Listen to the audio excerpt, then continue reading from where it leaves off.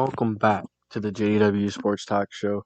In today's episode, we're going to be talking about Kolton Miller and why I think he is one of the more underrated offensive linemen in the league heading into the 2021 NFL season. Kolton Miller did not have a hot start to his career. He allowed 16 sacks and then like 10 sacks, 7, something like that. It was just a bad start to his career. But, in Las Vegas with the Raiders, this last year, he's actually was a really good offensive lineman. Now, was it because maybe less people in the stands, so less noise, so maybe it's a little easier to get off the line to hear your quarterback calling hut, just is it easier with the less noise, or is he going to come back and is he going to continue his successes because he only allowed 2 sacks last year compared to his 17 and his much more that he allowed his first few years. So, Kolton Miller is a young guard that can be on the rise and may be a good guard for years to come.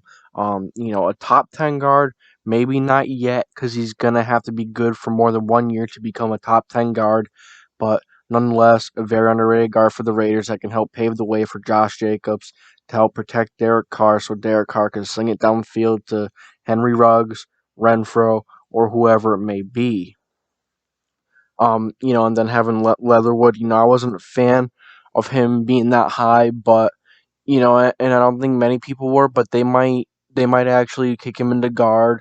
Do they? I'm not sure.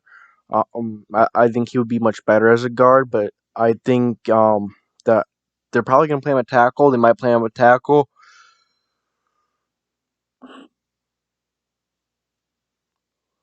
Excuse me, sorry, had a yawn, but I'm not a huge fan of him being at tackle day one. He does have to learn. He does have some things to learn a little bit.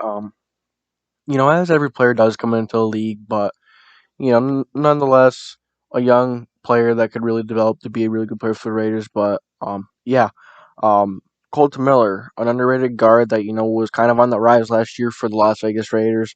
And especially after all those departures and Trent Brown, Gabe Jackson, just a few to mention. It's going to be difficult for the Raiders to fill some of those voids. I mean, even if they did draft Alex Leatherwood, and even if Kolton Miller doesn't even have a year that he did last year, this whole line is going to be pretty bad, probably in the bottom bunch.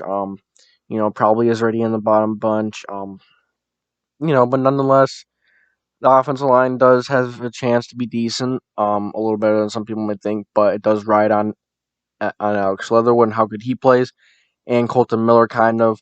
You know, I'm just not a fan of their whole line, if you ask me. But nonetheless, Raiders are a very talented team. They have Derek Carr, one of the most underrated quarterbacks, one of the most underrated players in the entire NFL. Um, yeah, the Raiders, like I said, very talented team. They have Henry Ruggs. If he develops, and Henry Ruggs just has to learn how to do the little things right, and he will become much better. It's a lot of the small stuff for Henry Ruggs. I do like Hunter Renfro. Of course, Darren Waller, um, Josh Jacobs, of course, the young stud back. Um, so yeah, this team definitely has some weapons and some young players that are getting ready to maybe blossom to maybe break out, but we will see. So that's all I have for today's video. Today's in this episode. So if you did enjoy, make sure to leave a like, smash that like button, and smash the subscribe button. It's much appreciated. I just hit 300. Much thanks to that.